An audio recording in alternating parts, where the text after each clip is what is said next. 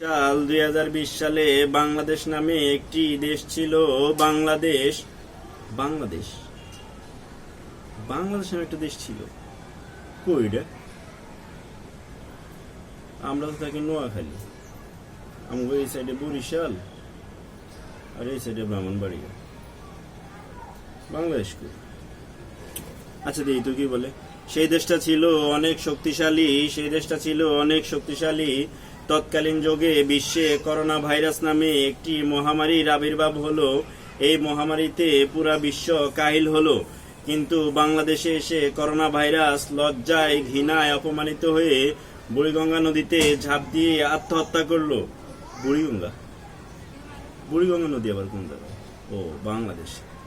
আচ্ছা, বাংলাদেশটা কই? মাথায় আসে না। আমার তো জানা মতে মায়ানমার আর ইন্ডিয়ার মাঝখানে নোয়াখালী, বরিশাল আর বিবাড়িয়া। বাংলাদেশটা কই? আচ্ছা দেখি তো কি বলে। সেই দেশের মানুষ লকডাউন অপেক্ষা করে বাইরে বের হতো, মার্কেট করত। ওই যুগের মানুষ বাইরেও বের হতো? সর্বনাশ! কেমনে বাইরে হতো? আবার মার্কেটও করতো? মার্কেট কেমনে করে? আমরা তো সব অনলাইনে শপিং করি। মার্কেট করতে গিয়ে তাইলে বাইরে বাইরে লাগতো। আচ্ছা এই তো তারপর কি বলে। তারা মাস্ক ছাড়া ঘুরে বেড়াতো। বাপরে বাপ, আজীব প্রাণী।